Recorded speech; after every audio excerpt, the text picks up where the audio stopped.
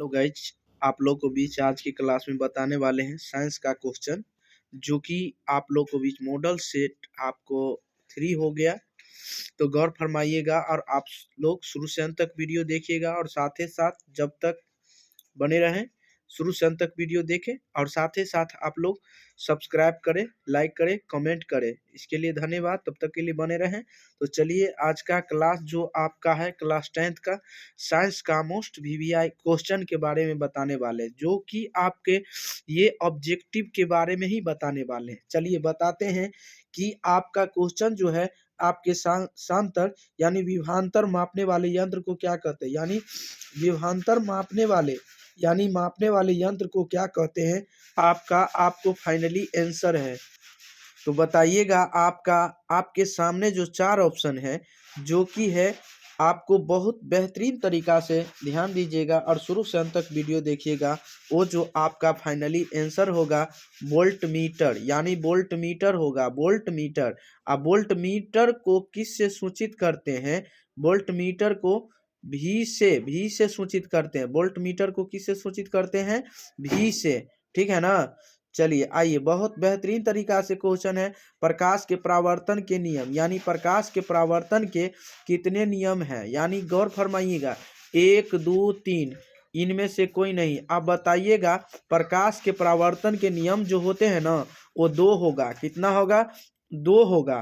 प्रकाश के परावर्तन रहे या अपवर्तन रहे, आपको ये दोनों में से दोनों जो रहेगा ना, कोनो रहेगा ना, तो इसमें से आपको 2 हमेशा के लिए ही याद रख लीजिएगा। परावर्तन रहे या अपवर्तन रहे, लेकिन उसका मान कितना होगा? 2 ही होगा। क्या होगा? 2 होगा। क्या होगा? 2 होगा। चलिए 18 नंबर क्वेश्चन पे ध्यान दीजिएगा कि प्रकाश की किरण को मुड़ने की क्षमता को क्या कहते हैं। प्रकाश की मुड़ने की क्षमता को, यानी प्रकाश के यानी किरण को मुड़ने की क्षमता को क्या कहते हैं, यानी मुड़ जाता है। यानी लेंस की समंजन क्षमता की और लेंस की क्षमता की और लेंस की क्षमता का व्युत्क्रम, और इनमें से कोई नहीं। बताइएगा। आपका अपना क्वेश्चन जो है बहुत बेहतरीन तरीका से क्वेश्चन है, गौर फरमाइएगा। तो उसे किससे हम कहते हैं, यानी मुड़ने की क्षमता जो रखती है वो लेंस की क्षमता करती है। क्या करती है? यानी लेंस की क्षमता होता है। आपको फाइनली आंसर हो जाएगा 18 का बी नंबर, फाइनली आंसर।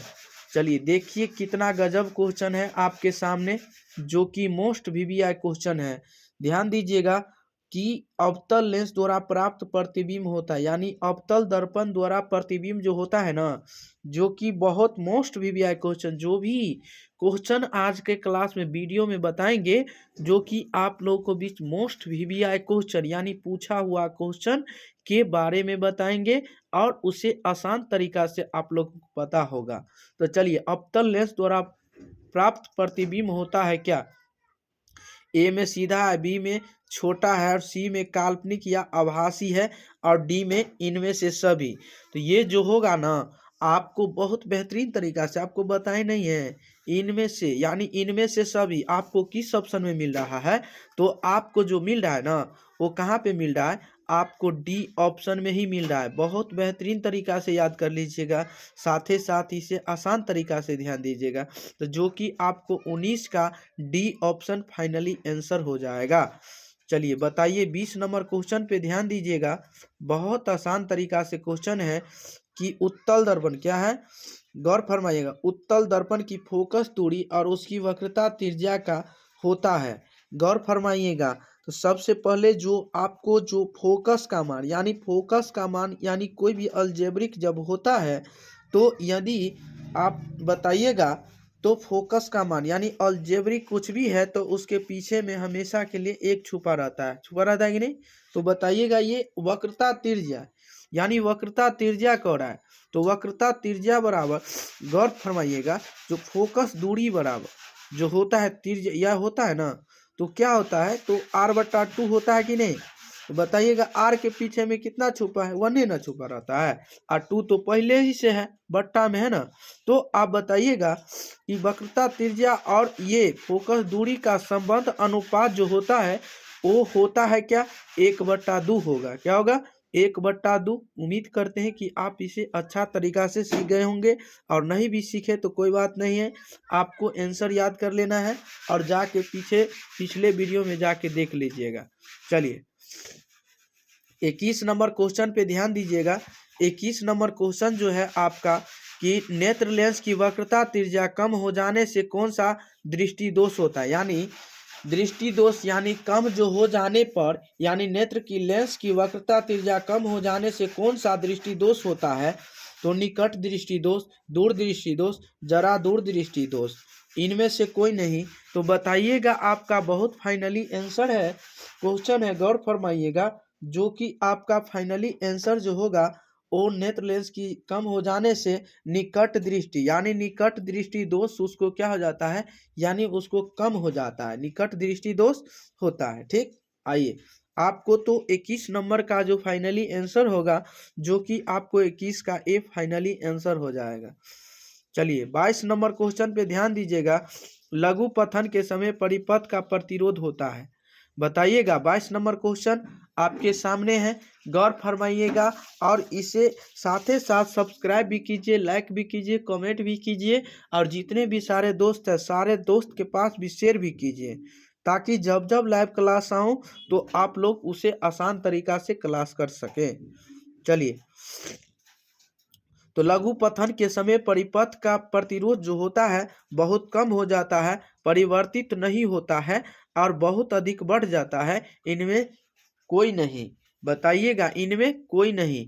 बताइएगा, तो जो कि आपका 22 का जो फाइनली आंसर होगा, जो कि आपको इनमें से क्या होगा, इनमें से कोई नहीं, इनमें से क्या होगा, इनमें से कोई नहीं होगा, क्या होगा, इनमें से कोई नहीं।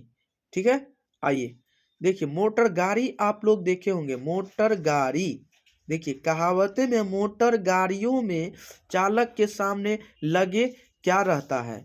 बताइएगा, थोड़ा जो लगे दर्पण होते हैं, यानी मोटर गाड़ी में चालक के सामने लगे दर्पण होते हैं, जो कि क्या होते हैं, समतल दर्पण, समतल दर्पण, ध्यान दीजिएगा, जो कि समतल दर्पण, अवतल दर्पण, उत्तल दर्पण, इनमें से कोई नहीं। तो बताइएगा, मोटर गाड़ियों में जो चालक के सामने जो लगे रहते हैं वो दर्पण जो होता है आपके सामने जो है, आप कमेंट करके बता सकते हैं, नहीं भी पता है तो कोई बात नहीं है, आपको तो आंसर ज़रूर बताएंगे, जो कि आपको देखते होंगे 4 ऑप्शन है, 4 में से एक ऑप्शन को आप चूज कर सकते हैं, जो कि आपका सी नंबर जो देखते हुए नज़र आ रहा है कि उत्तल दर्पण, क्या होगा, उत्तल, आपको उत्तल फाइनली आंसर होता है। ठीक है, तो चालक के सामने लगे रहते हैं, मोटर गाड़ियों के चालक के सामने देखने के लिए। ठीक है ना, आइए अगले नंबर बताइएगा, बहुत मोस्ट वीवीआई क्वेश्चन, जो कि आपके सामने वास्तविक प्रतिबिंब को पर्दे पर प्राप्त किया जा सकता है जबकि काल्पनिक प्रतिबिंब को नहीं, क्यों। क्योंकि बताइएगा, वास्तविक प्रतिबिंब में वास्तव में प्रकाश ऊर्जा पहुंचती है, ठीक है ना, क्या होती है, पहुंचती है, और जबकि काल्पनिक प्रतिबिंब में नहीं होता है। तो आपको जो फाइनली आंसर जो होगा ना, जो आप अभी जो पढ़े हैं ना, आपको ए नंबर, वास्तविक प्रतिबिंब में वास्तव में प्रकाश ऊर्जा पहुंचती है जबकि काल्पनिक प्रतिबिंब में नहीं पहुंचती है, यही आपको फाइनली आंसर हो जाएगा। ठीक है ना, चलिए अगले नंबर क्वेश्चन पे ध्यान दीजिएगा, बहुत आसान तरीका आप लोगों को बीच, आसान मेथड, इसे आसान तरीका से ध्यान दीजिएगा ताकि आपको आगे दिक्कत ना हो, कहीं पे दिक्कत लेने की कोई बात नहीं, कठिनाई की कोई बात नहीं, कि निर्देशांक चिन्ह परिपाटी के अनुसार अवतल दर्पण तथा उत्तल दर्पण की फोकस दूरियां क्रमशः होती है क्या।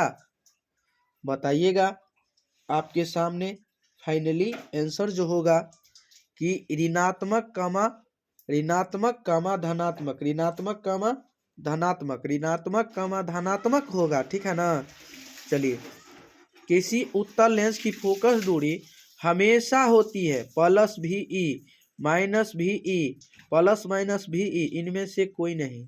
बताइएगा, 26 नंबर क्वेश्चन पे ध्यान दीजिएगा, 26 नंबर क्वेश्चन जो आपका जो फाइनली आंसर दे रहा है कि प्लस माइनस भी ई दे रहा है, तो आपको कहाँ पे मिल रहा है? 26 को सी फाइनली आंसर हो जाएगा। ठीक है, चलिए बताते हैं। किसी शब्दकोश में पाए गए छोटे अक्षरों को पढ़ते समय आप निम्न में से कौन सा लेंस पसंद करेंगे? बहुत बेहतरीन क्वेश्चन है, जो कि पढ़ते समय आप निम्न में से कौन सा लेंस को पसंद करेंगे? 50 cm फोकस दूरी का एक उत्तल लेंस, 50 cm फोकस की दूरी का अवतल लेंस, 5 cm फोकस दूरी का एक उत्तल लेंस, 5 cm फोकस दूरी का एक अवतल लेंस।